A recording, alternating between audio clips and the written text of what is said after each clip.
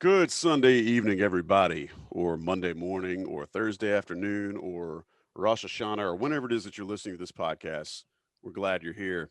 I'm your host, Joey Powell. You're listening to one of InsideCarolina.com's many glorious podcasts and all of the fantastic content that we put out. This is a special edition of the Coast to Coast. And why is it special? Well, Selection Sunday for 2021. They just finished putting the brackets out. Everybody's had a chance to dig into it and look at everything. Conference tournaments are over. It's also special because Greg Barnes has joined Sherrell McMillan and Sean Moran and yours truly today. So we're going to have a little special chop up session. I think Tommy actually got a little mad because we're doing a roundtable without him, but I don't know that you can do a roundtable with four guys. This is going to be a basic square card table scenario. And I'm glad that you guys are here. Sean, how you feeling? I'm doing pretty well. Still recovering from an LSU loss earlier, but was able to watch a lot of hoops and ready for the tournament. Bad beats around. Sherrell, how you feeling? Flustered. Daylight saving time and young kids, and that's why I'm flustered. That's a bad recipe, man. Yeah. Greg, the guy that never sleeps, how you feeling, buddy? I'm doing good. This is exciting for all of us. It's going to be a little bit different NCAA tournament. We're still at the moment. We're still waiting to find out a lot more of the details about how things are going to take place. We've got the Tuesday deadline coming up to see if any teams are going to be out because of COVID. Louisville is the number one team on the replacement list, which is interesting. And then, of course, we got 3 weeks to basketball, and then we got the Masters. So this month is something fantastic. Y'all can tell Greg is the pro because he actually wants to talk about the real stuff as soon as we get going. So hat tip to the pro showing up to game day. Thank you for having me, guys. This is an honor. I'm wearing a collared shirt too, man. You can tell this guy's classing up the place. Classing it up. So we're gonna have to change our star rating on Yelp. All right. While you guys are listening, before we get off and running, I want to give everybody a chance, whether you're listening or viewing or however you're taking in this podcast. Rate us and review us, please. Pretty please. If you don't rate and review us, Sherrell's children will cry. And unless you want to make Sherrell's children cry, then please rate and review us. That's all I'm going to say. Ratings and reviews help this podcast. They help us appear at the top of searches when people go and start looking for UNC content, and we want to be at the top. If you don't like what we're doing, shoot me a message, shoot Buck a message, shoot Ben a message, whoever you want to. Send Al Gore a message. He invented the internet. Let him know that you don't like our content. But whatever, let us know if you don't like what we're doing. We'll try to do better. We don't want to be putting out subpar content for all of our subscribers, viewers, and listeners. And before we get rolling, special shout out to Johnny T-Shirt for sponsoring this and all of the Inside Carolina podcasts. Great locally owned company. If you need UNC tournament gear, hit them up. Matter of fact, if you're listening and watching this podcast, go to johnnytshirt.com. You can get the bench shirt that the Tar Heels have been wearing. And you can probably have that order done, and it might be shipped to you by the time you listen to this.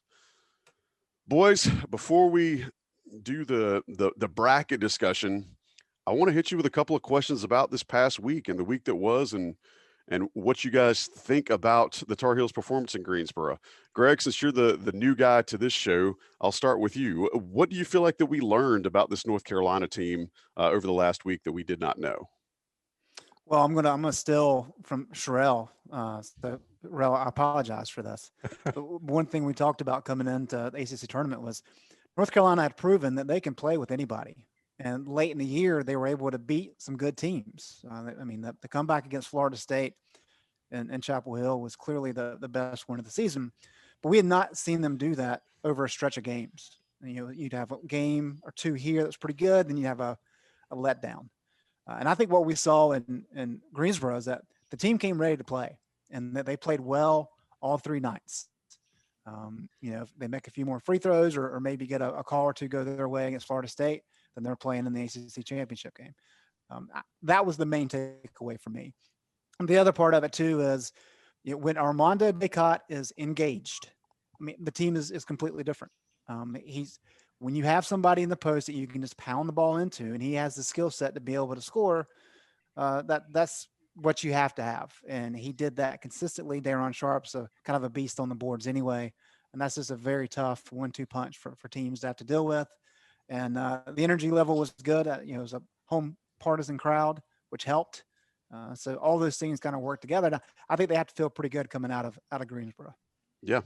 Sherrell, what about you? What do you feel like we learned about this squad that we probably didn't know a week ago? I wondered if they could beat competent competition with Kerwin Walton not playing well.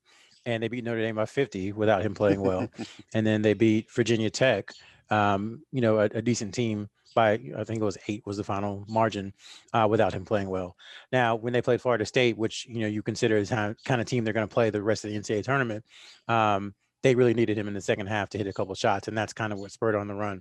But it was heartening, I guess, to see RJ Davis come through and have a really good game. Heartening to see Caleb Love, after a pretty rough first half against Florida State, come out and just hit some big shots.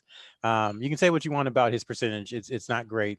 He struggled, but when it comes time, to really make plays, I think him and RJ Davis have a knack for that. It didn't finish the job against Florida State, but to me, kind of additional growth in the backcourt, even though they struggled against Florida State, I still think they got better. And so if they get better, you're starting to see a little bit of that consistency finally come through that Greg talked about, that we've been talking about all season. Because even though they didn't play great in the first half against Florida State, they were pretty good for most of the second half. So of the 6 halves that they played, you would say they played fairly well in like 4.5 of them. And that is something that I don't think they've put together much, if at all, this season. Yeah, still searching for that elusive 4-game win streak, but they did get 3 if you back up to the Duke game and the first 2 they got this week. Sean, similar question, going to put a little bit of a twist on it for you. Are we going to feel like that this season should have been, like we had about another week or 2 in this season? Are fans going to really want to have seen this team for maybe 2 more weeks the way we've said all year, especially based on what we saw this past week in Greensboro? Yeah, I think definitely, and that goes to what I'm sure we'll talk about soon in terms of seeding. When you get stuck with the 8-9 game, obviously you're playing one of the top teams in the country in that second game. But I think with how UNC played in the Duke game, and then as Greg mentioned, really playing three games in a row in the ACC tournament where they're playing well, I think it was the first time for the most part that UNC fans said, "Wow, this team is fun to watch. I'm really enjoying watching how they look out there." And I think they were able to do it really three days in a row, sans the first half of the Florida State game. In Georgia Tech, you had a three big rotation, which is where UNC has always been best at, and it got everybody maybe a little more comfortable a little quicker. And then you have the freshman guards who, they still struggled at times, but over the last 5 games, you have Love and Davis both shooting, high 30, 38, 39% from 3, where they've struggled tremendously. And you do see a lot of the pieces coming together. And yeah, if, they're out in the next weekend, I think a lot of people would love to have just seen a few more weeks of basketball, given how it's turned out right now. So I'm going to handicap you guys for this next question. I'm going to take the 100-point outburst, 101 to be exact, against Notre Dame off the table. What was the biggest surprise this past week? Sean, I'll just, snake back to you. Biggest surprise. I'm gonna go the Florida State comeback. Obviously, we saw it happen, and they finished it off the first time. I think seeing the halftime score was, at times you're like, oh, is this? They're right back to how they were looking, a few weeks ago. But they pushed through, took the lead, but then Florida State exerted its dominance on the defensive end. So I think the surprise was them coming back and taking the lead to me. Not that it's out of the question, but I think that was the biggest surprise. Other than that, I think, RJ playing really well against Virginia Tech was a surprise, because I think, in the preseason, myself and Sherrell, we just talked about RJ so much, and we had really yet to see that come out. And he finally played well. Obviously, Florida State, he had the drive that you don't really know what he was doing at the end. But once again, it's confidence, and you're going to need the guards to hit their shots coming up. Greg, same question. Surprise for you from last week. Yeah, I like what Sean said there, but I'll go a game before, because Virginia Tech came out and they decided that they were going to be incredibly physical with UNC. Mm-hmm. We've seen that work a lot in the past. Roy Williams likes a finesse style, likes to get up and down the court, and Virginia Tech was very physical and really got up in North Carolina. And it didn't look as though North Carolina was going to be able to deal with it. And then halftime rolls around. Roy Williams, either he said Armando Bacot was soft or he said he was playing soft, but whichever it was, it worked. And that was something that Bacot talked about after the game. He doesn't like to be called soft. And he took it personally. And they played with a lot of energy. This team has shown, dating back to the first couple weeks of the season, that they could come back. Yep. That they're not scared when they're down. And so we've seen that all year long, but their ability to say, you know what, this team is being physical with us. They're kind of punching us in the face. What are we going to do? And for them to be able to come back in that game really impressed me because the way they played against Notre Dame, everything went their way. That wasn't the case against Virginia Tech. And so they play really well. And then as Sean said, they get the Florida State game. Like, okay, well, we've been here before. We were here last night. And I think that helped them be able to come back. Sherrell, last question before we head on to talking about the NCAA tournament and looking forward. What was your biggest surprise from Greensboro? At least with regard to this team. Sorry. They took everything, so there's nothing left. I'll say that Carolina won 2 games, which is one more game than Florida State won. Florida State was in the championship game. So that's my biggest surprise. They won the same amount of games as Georgia Tech. No. Yeah, it's just weird. I would probably go with the Virginia Tech thing too, just because, Virginia Tech looked so amazing in those first couple of minutes, even though UNC was only down 3 during the first half, and it seemed like just one of those nights. I don't know if y'all have the feeling with Carolina, or you kind of recognize the signs of, okay, they might not have it tonight, and this is going to end up being a game where, they end up losing by 7 or 8. They make a spirited run, but in the end, Virginia Tech hit them in the mouth and they never quite recovered. We've seen that play out time and time again. And I think, like Greg said, the fact that it came out and then kind of punched back and kind of suffocated Virginia Tech the rest of the game, that was pleasantly surprising. Yeah, that aggression definitely came out of the locker room the second half. It surely wasn't there the first half, but I agree with all those points. All right. Want to take a quick break. Shout out to Johnny T-Shirt. Let the national guys pay some bills. We're going to come back and talk about the NCAA tournament, the bracket reveal, all that good stuff. All of you listening and watching right now, stop. Go to johnnytshirt.com. I just pulled up before we started recording today. Just pulled up what their new arrivals were, and there is some really, really good looking stuff on there. I mentioned earlier they do have the bench shirts that UNC is wearing. We got some really nice looking fast break, or they're calling them fast break shorts with the Jumpman logo on them. Good looking stuff. Some pop sockets on there if you need those for your phone. I didn't realize that was still a thing, but and they've also got a ton of gear for all of the other sports. So spring sports are going on right now. Baseball team just completed a sweep of Clemson. If you want baseball gear, Johnny T-Shirt's your place. Go to johnnytshirt.com. Go by the store on Franklin Street in Chapel Hill. However you want to procure your goods, Johnny T-Shirt's the place you need to procure them from. Locally owned, alumni operated, Tar Heel people through and through. Be sure to patronize them. All 4 of the faces you're looking at right now are fans of Johnny T-Shirt. We hope that you will be as well. And as always, Inside Carolina premium subscribers get the extra 10 off the top of their phenomenal prices. JohnnyT-Shirt.com. Check them out. We appreciate their support and hope that you will support them. National Guy's going to pay some bills with their commercials. We'll be right back. All right. Thanks for sticking around. You're listening to the Coast to Coast special edition of the Coast to Coast podcast called The Bracketing. It's because at times I fancy myself an amateur filmmaker, so I come up with crazy names like that, and that's what we're going to call this podcast. Boys, I sent you the notes ahead of the show for some things to consider because they just finished releasing the brackets just a little bit ago. I'm going to try to hit you guys with some stuff and just get your insight and where you think things are going to go. As we've seen, North Carolina draws an 8 seed. First round opponent is Wisconsin.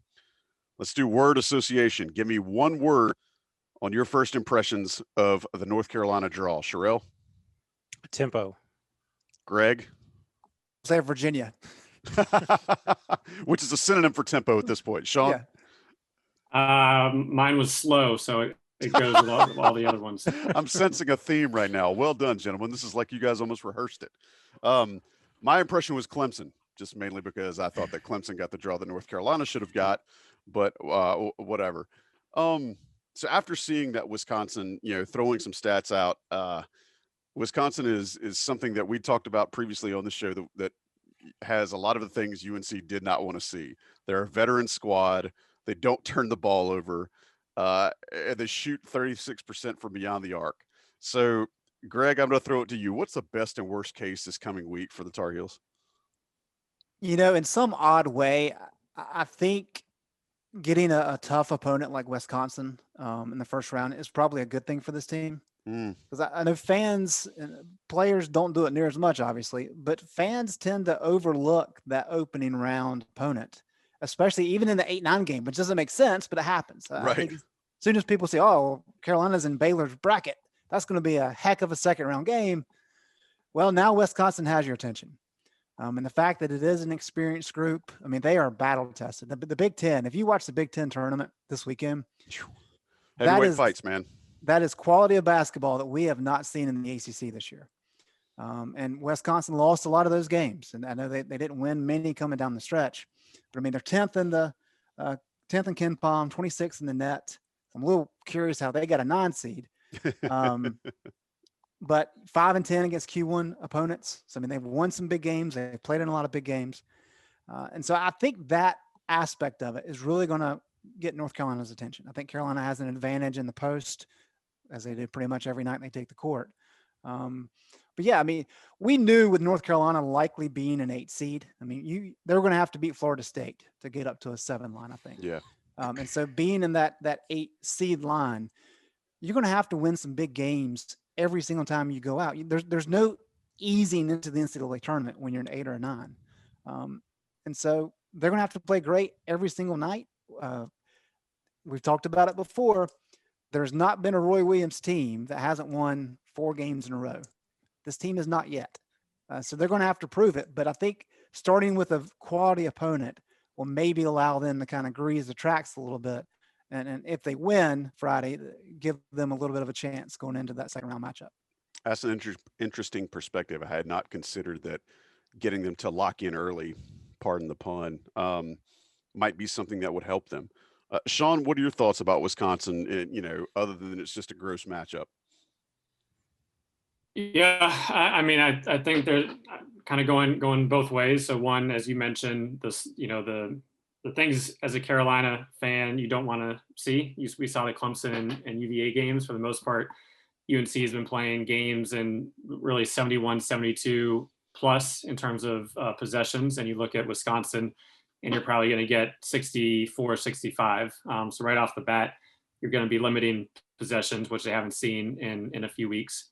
As you mentioned, they don't turn the ball over at all. They've got 3-point shooters, and they've got some size. But on the flip side, going back to, before the Iowa game, I kind of made a note about the Big Ten, and it's not true this year because they have been really good. But in general, as a Carolina fan, you don't really think they should lose the Big Ten teams. And here's a team talent-wise that they have more talent than. And sure, they don't have as much experience, but they do have more depth. It's also a team that, while they shoot the ball very well, a lot of it is from their guards. And they don't, they kind of have more of a traditional team where they're 4. Sure, he can stretch the 4 a little bit, but he's not going to be, I don't think, really killing UNC off the dribble. And now they're driving and kicking. So I think UNC, from a talent perspective, is more athletic, has some size.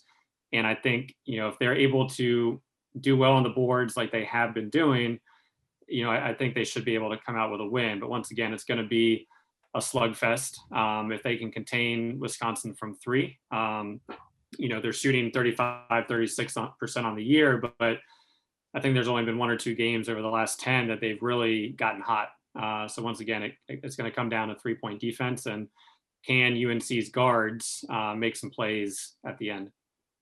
I noticed that you mentioned that UNC fans probably think that, UNC should never lose to a Big Ten team. Listeners of this show will know that Sean Moran thinks that UNC should never lose to a Big Ten team. But as Greg said a few minutes ago, this is not the Big Ten of 5 or 6 years ago. This year's Big Ten tourney was some high caliber, some athleticism, some real grit and toughness from what we have not come to expect from that conference. Sherrell, your initial assessment of North Carolina v. Wisconsin, and what do you feel like, the best and worst case scenario for the coming weekend is?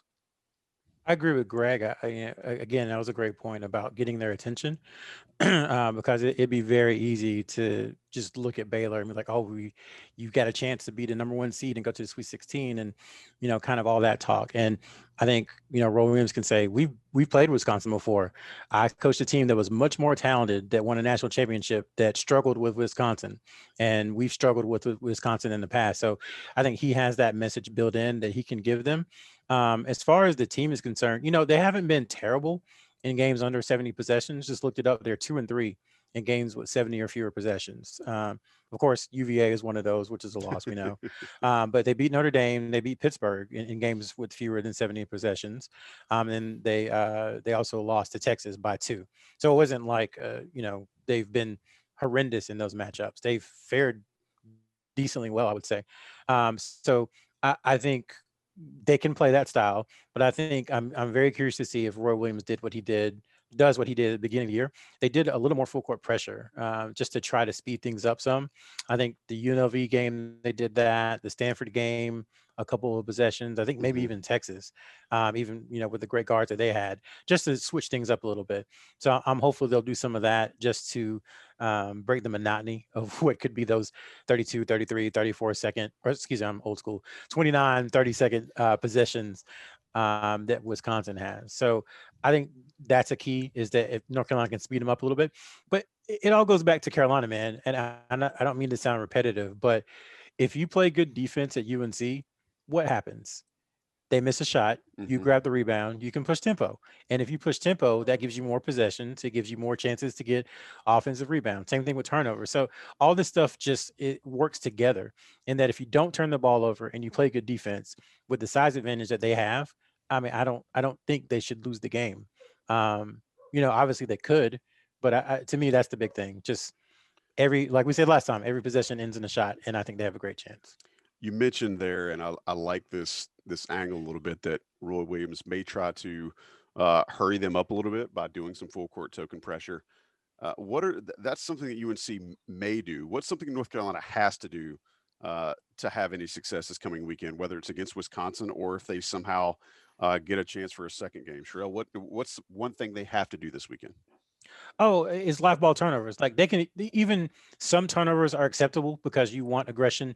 You want them trying to, have the hit ahead. You want them trying to make plays, but it's the live ball ones, the ones where you're just dribbling down the court and you can't handle it and it goes to somebody else for a layup. The ones where, you finally secure a stop and you pass it out, on the outlet to the point guard and someone intercepts it. The ones where you're driving into the 4 people and put up a shot and it's blocked and they go to the other end for a layup. Those are the ones they have to control. And I think that really is all on the freshman guards. Like Dewey talks about it all the time. Like, you're not freshmen anymore. You've played 28 games, 29 games. You're not freshmen anymore. And I think that Roy Williams will kind of tell his guys that he expects more from them. You don't have to be all American and go out there and have a triple double or anything. Just take care of the ball and the rest will figure itself out. Greg, same question. What's one thing North Carolina has to do to have any modicum of success this weekend? I think a lot of it's up to Armando Bacot.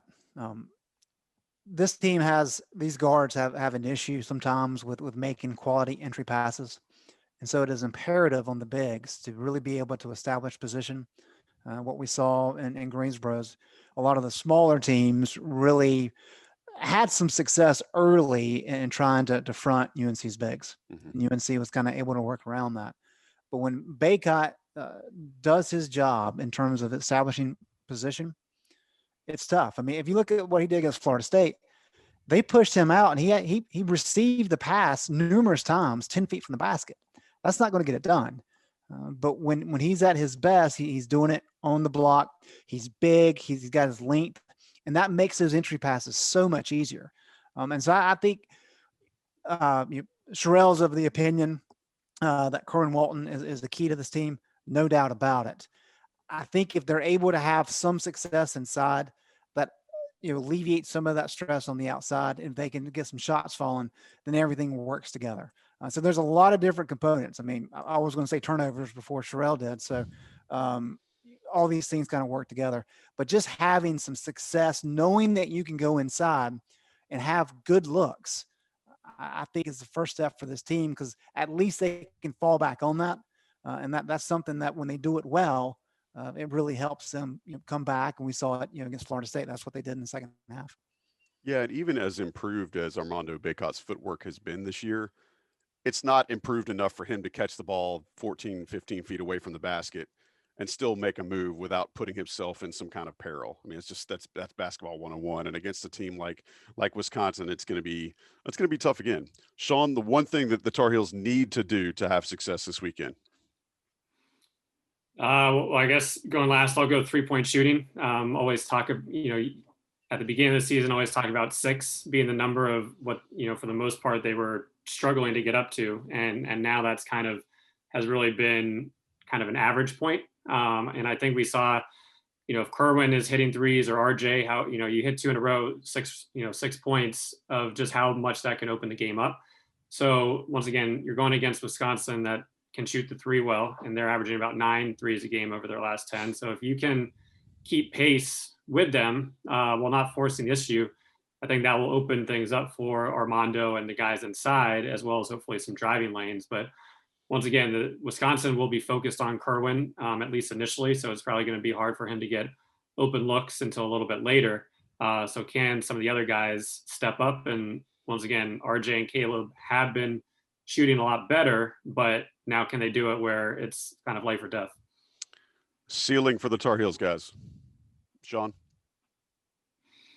Ceiling is beating Baylor. I mean, it is a long shot, but I think it is possible. Once again, Baylor is a team that everybody shoots over 40% from 3, but at the same time, they usually play 2 guys that are not 3-point shooters. So kind of a matchup wise, I think you have an ideal matchup from a 1 seed. I'd rather have seen Illinois or Michigan, but I think from a ceiling, it's getting to the second weekend. And then the floor is losing to Wisconsin. So, you go either way, but I think if they do get past Wisconsin, I think they could at least be competitive, with Baylor. Sherrell, same question. What's the ceiling for the squad? Yeah, I would say a competitive game against Baylor. I think they can beat anyone in the country outside of Gonzaga. Like Gonzaga's the only team I would say, there's not a way really for them to beat them. Yeah. Baylor and everyone else down, it could happen, but it would take 5 different things and, breaking Some UNC's luck. way, Yeah. plus maybe some some luck, some players maybe having games that you wouldn't expect them to. So I would say a competitive game against Baylor where they have a chance to win it, say at the under 4 timeout. I think that's close to ceiling for this particular team. Floor, is a bad performance against Wisconsin. A performance where Wisconsin, gets hot early and is able to hit, 10, 11, 12, 13 threes, something like that. That would be the floor. And you don't want to see the season end that particular way. So if they can make it to the second weekend, it would be a phenomenal story, but it doesn't seem likely. Yeah. We're on the same plane. And we've talked all year on this podcast about how razor thin UNC's margin for error is. All right, Greg, I'll hit you with the same question. We'll get on to some overall tournament discussion. What's the ceiling for this group? And I'm surprised nobody said the roof. So thank you guys for doing that. But Greg, what do you think the ceiling for this team is? You feel like it's about just making a game against Baylor? I do. I think Sean and Sherrell said everything that needs to be said. When you look at Baylor, they're 3rd in the country in effective field goal percentage. They're number 1 in the country in 3-point field goal percentage, and they make 42% of their threes. And defensively, they force turnovers 25% of the time. That's not a good matchup. Oh, that's gross for the Tar Heels. And they've got one of the best players in the country in Jared Butler. I think that's just tough. And then even if you project out and say they somehow get by Baylor, you got Arkansas who's playing good. I think Ohio State is a legit. That was a team that was a fringe number 1 seed. Second weekend would be phenomenal, but I don't see them getting past Baylor. How lucky is UNC that they got Kentucky in December instead of Ohio State? Yeah, Just think about could have changed the trajectory of the season. That's for sure. That's a great point. yeah. I mean, that's another loss, and are they back on the bubble? Who knows? I don't know. All right, we're gonna slide our wide angle back a little bit and take a larger view of the tournament. I have promised the people out there in the Twitter sphere that this will be a no bracket guy show. Nobody on this panel, including myself, is going to try to be bracket guy, but we are going to talk about just some basic analysis. Guys, are any of you surprised by who's in and who's out? I mean, I think that Louisville being the first team out, and then some of the teams that got in, Drake and some of those other ones are a pretty big shock. Sherrell, any of those things jump out at you? Yeah, I like everyone else. Louisville surprised me. I don't. Maybe we were missing something, but it seemed like they had done enough to get in. It seemed like, they played in a conference, and I don't know. Maybe it was the Carolina loss. Maybe it was the way they went out in the ACC tournament. But I just assumed, they were in the tournament. So that was pretty surprising when I looked at it. Syracuse as an 11 seed.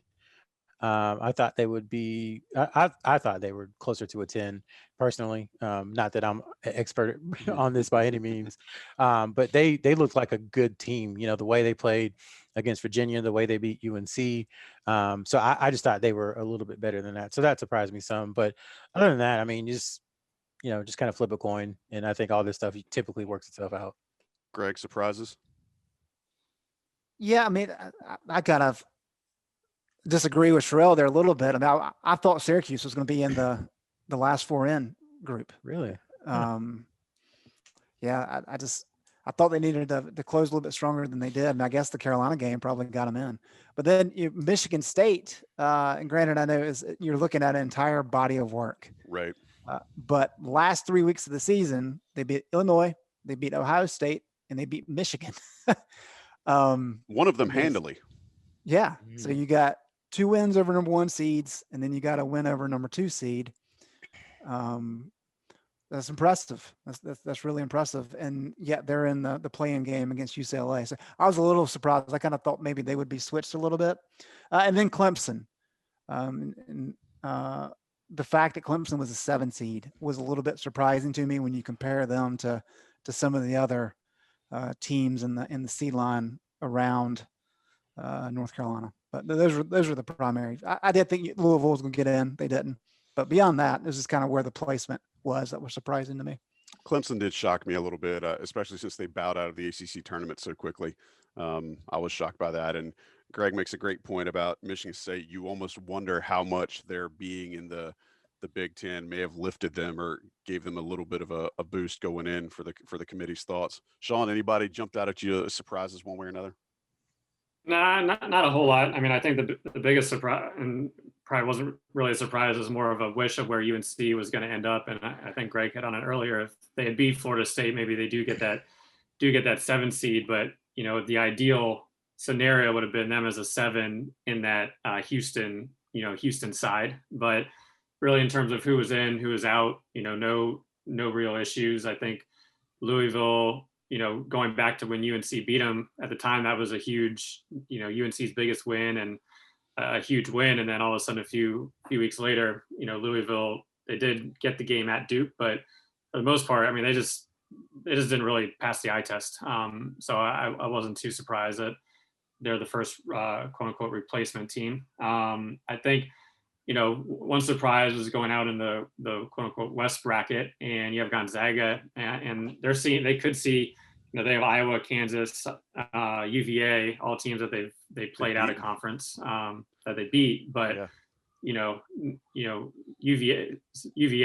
I was obviously shared my distaste for them, but they could easily lose in the first round, but they could also get to the Sweet 16 where they've already been punched in the mouth once by Gonzaga. Now, at least they know how it's going to come at them a little bit more. Not that they have the offensive firepower to withstand it, but I think that could be an interesting matchup. But overall, no huge surprises. I think everybody that was the first 4 in, last 4 out, I mean, you should have done something more to get in. So, no real teams that I thought were very deserving of getting in that didn't.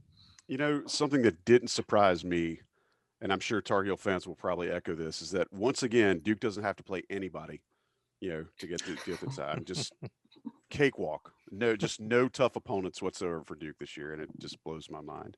Um, Guys, who do you feel like has the best path to the Final Four? I'm not asking you to pick a Final Four, just one team that you feel like, wow, that it shocks me they've got the proverbial easy walk, right? Every year we always talk about somebody, especially when North Carolina is good, right? Folks are always have this discourse about who's got the cakewalk to the Final Four. Who do you guys think has the cakewalk this year, Rel? Um, I wouldn't say a cakewalk, but I like the position that Texas is in. Mhm. Just because the Michigan State UCLA winner could easily beat BYU, and I think that Texas would be a great matchup, or I think Texas would like that a lot to be matched up with either of those three. So I think that you kind of project forward to me. I think they're much better than all four of those teams, including Abilene Christian, and that puts them in the Sweet 16. And I'm just not quite a believer in Alabama yet. I'm sorry. They're too reliant on the 3-point shot for me at this point. And I'm sure I'll eat these words in a couple of weeks. So I like Texas as a team better, the pieces than what Alabama has. So, and then Michigan has Isaiah Livers is hurt, and who knows if he's coming back. So to me, I like Texas more than anyone in that region. So not necessarily an easy path, but I like the path that they have. You could see things breaking for them. By the way, shout out to the committee for making one of the play-in games Michigan State and UCLA. If that doesn't scream, we want ratings for a random play-in game, I don't know what does. Greg, who do you feel like probably has an easier draw than maybe their seed would warrant, or when you're just looking at this bracket on a sheet of paper, who do you like and think could probably skirt their way to the Final Four pretty easily? Save for one team in the bracket, I think the Midwest is set up surprisingly well for Illinois. And granted, I'm a huge Io DeSumo fan. I mean, the guy is as clutch as they come. He's a fun player to watch. They're good on both sides of the court. Top 10, I think Ken Palm, both sides. Cockburn inside is a legitimate 7-footer. I mean, that team to me is probably my favorite for the whole thing. However, I do think the committee screwed up in their seeding. I don't think West Virginia should have been the 3. I think Oklahoma State should have been the 3. They got those switched. So that Sweet 16 matchup potentially between Oklahoma State and Illinois is going to be fascinating. And I think that is the only roadblock in that region for Illinois. Yeah, I said on the radio show with Tommy Ashley on WCHL Inside Carolina Live on Saturday, which everybody listening to this podcast obviously listens to. I love Illinois when they're good. When Illinois is on offense, DeSumo, Coburn, they're actually really deep, but they're also a team that can score with anybody in America. So I think that's actually a pretty good call. Sean, is there anybody that jumps off the page to you for having a good draw on this particular bracket? Well, Illinois is going to have to hope they don't get in a tight one and DeSumo starts going one-on-one like he was against Ohio State with his step-back threes. He almost cost them that one. But, yeah, they do have a lot of talent. I would say Baylor, I think, has, obviously it could be a UNC matchup, but I think Baylor has the best bracket in terms of getting to the Final Four. We talked about Clemson and kind of that ideal 7 draw. Not that I think they're going to do much with it, but if UNC had been in that one, could have allowed everybody to dream a little bit more. Florida State, I think they got a tough matchup with Wes Miller and UNC Greensboro. Would have loved to have seen them as a 13 seed matchup with anybody else, but I do think Florida State could potentially make a little bit of a run, especially with Livers hurt for Michigan. And, Colorado's a interesting team. They can shoot the ball, but I think Florida State could make a run. And then I think, up in the West, I think it's going to be interesting to see how Kansas performs. Obviously their Big 12 tournament got cut short, but, I think they could be a team that has a little bit of juice in the tank to make things interesting, especially with Iowa as the 2 seed who just hasn't they've been really up and down a lot lately. So I don't really see Iowa going too far. So I think, some of those teams, Kansas, Florida State, could be interesting if Florida State can get past UNCG. And I'm also going to kind of tailgate on Sherrell here a little bit for the same things that he said about Texas. I feel like BYU is way overseeded at 6. Probably could get a couple of couple of breaks their way. And I'll be honest, Syracuse at 11. San Diego State is not the San Diego State of a couple of years ago, and we've seen what Syracuse's zone can do to teams in an NCAA tournament setting. All right, fellas, getting down towards the end here. I'm throwing this out only because of what we saw happen with Kansas, Duke, Virginia, and some other teams. Over under on games that are going to be forfeited or uncontested, or do we think that there's going to be any sighting of Louisville in Indianapolis this week? Greg, you feel like we might see some COVID issues?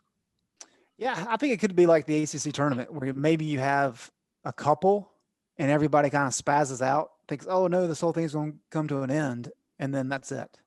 So it wouldn't surprise me if maybe 2 games were affected. Yeah. Just randomly. But I think for the most part with them, the way they've got this set up, they get everybody in, they can bubble them. They're not having to travel a whole lot. The idea of having 7 consecutive days without positive tests, all those kind of things. I think they've structured it as well as they can. Mm-hmm. So I don't think there's going to be much of an issue. All right. Greg says 2 games at most. Sherrell, you going over or under? I'll go under. I was going to ask, are they already, do we know if the team's already there in Indianapolis? Some are. Yeah, I know some went. Virginia's not going until Friday. Okay. I think they have to. Yeah, I think they're supposed to quarantine in Charlottesville. But Thursday, yeah, a lot of the teams went straight there. All the Big Ten teams are already there, right?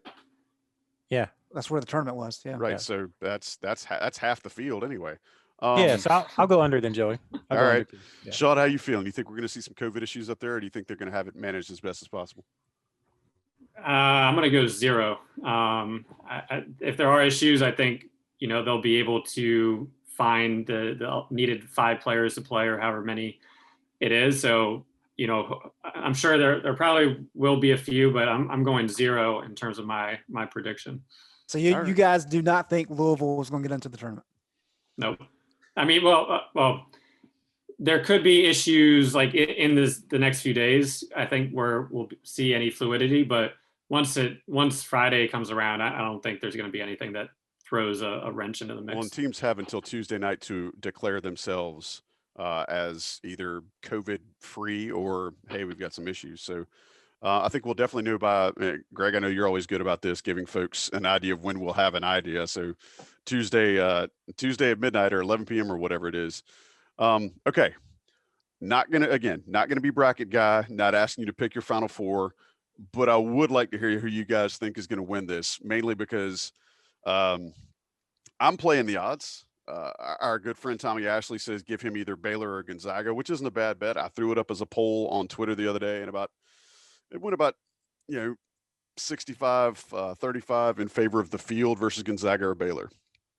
That aside, guys, tell me right now who you're picking as your national championship winner. Sean? Well, you said odds, and I had a moment of regret.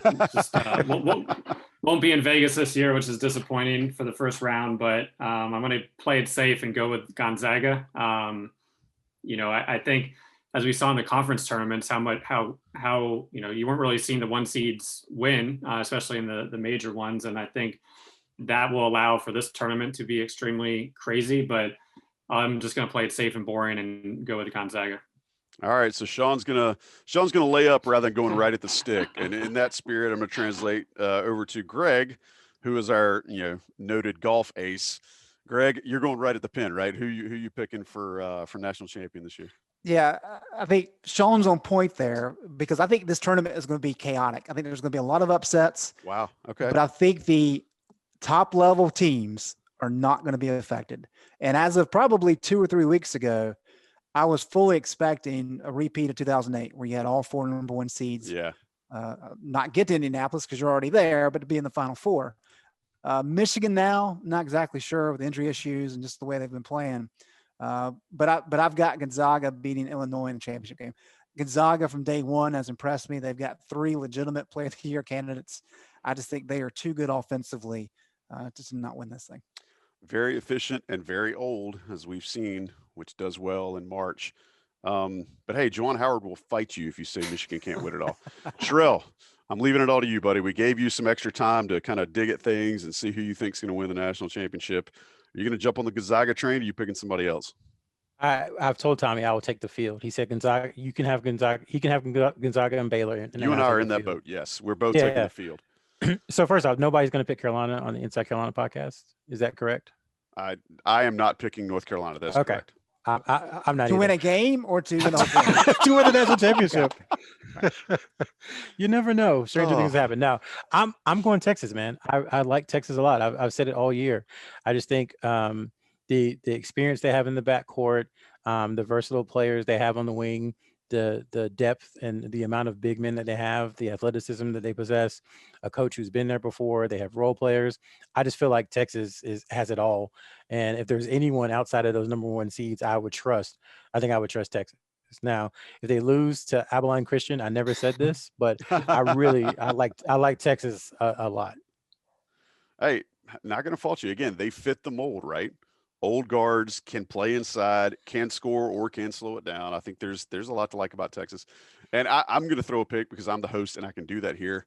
I actually like Illinois, and Greg almost stole it, but I like Desunmu. I love Coburn. I think that they've shown that they've got some depth. They've got some dudes on that team. And they've played really well as of late. I think getting through that tough Big Ten tournament, they flexed a little bit. And, you know, just like anything else, if they get cold, they can get beaten. But I just think they're showing off at the right time. And I'd love to see somebody not named Baylor or Gonzaga win it just because I'm with Sherrell and we've told Tommy that we're taking the field. So, guys, last chance. I always leave the door open for any parting shots that you want to throw out that we may have missed over the course of the show. Anything that our listeners have to hear before we wrap this podcast. Greg, as our noted new invite, what do you think? No, I think there's going to be a lot of questions about how North Carolina ended up with an 8 seed and not a 7.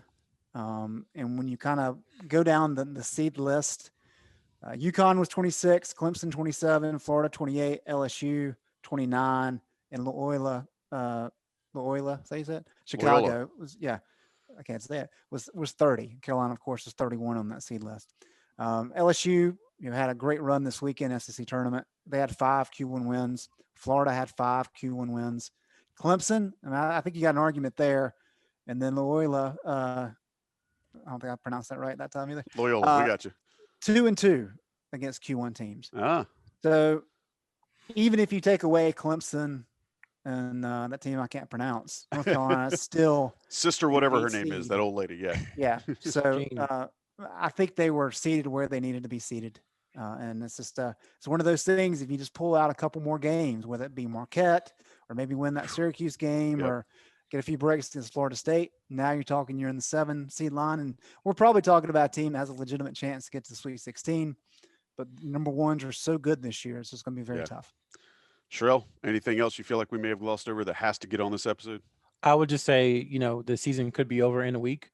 And from a recruiting standpoint and roster management standpoint, you're already seeing the silly season start with transfers. Mm-hmm. 2 offers that North Carolina had last year, Cameron Fletcher at Kentucky and Earl Timberlake at Miami, have already announced their intentions to transfer. So it's already started before the tournament has even begun. And, for all the reasons we talked about over the last few weeks, this is going to be the most insane spring roster management season really ever. So just, if the season is over a week from now, just something that we'll talk about and dive into for a while. And who knows, we may actually even have some news, but we don't know because we don't know when the season's going to end. All right, Sean, last crack at it, man. What's your 2 pennies? I think it's going to be a lot like 2013. I'm not as confident as I was in UNC beating Villanova as the 8-9, but I think they should be able to pull it off against Wisconsin. And then I think they can be competitive against Baylor for a half before Baylor probably pulls away. I think they have the talent, but if they can mix everything together with the freshman guard shooting well, Walton playing well, and then, the bigs, would love to see Sharp and Baycott get a lot of time together and go from there. But, the season has gone by very, very quickly, and hopefully there'll be one more weekend to go. But I think, if they can win one game, that'll be a success. Yeah. And, for everybody listening or watching, make sure you enjoy these last however many games there are, because we almost didn't have it this year and we didn't have it last year. And I appreciate, the players being able to suck it up and have so many things be different for them in order to get games on the TV and get games on the schedule. All the changes that these kids and the staff and the coaches had to go through to make this happen and are still doing to make the tournament happen. And I'm also thankful for you guys for being here tonight and making the sacrifices you've had to make to join this podcast and make it as awesome as it has been. As always, we appreciate everybody who listens, tunes in, views, whatever. If you're not an Inside Carolina premium subscriber, make that change, get your life right, get right with IC.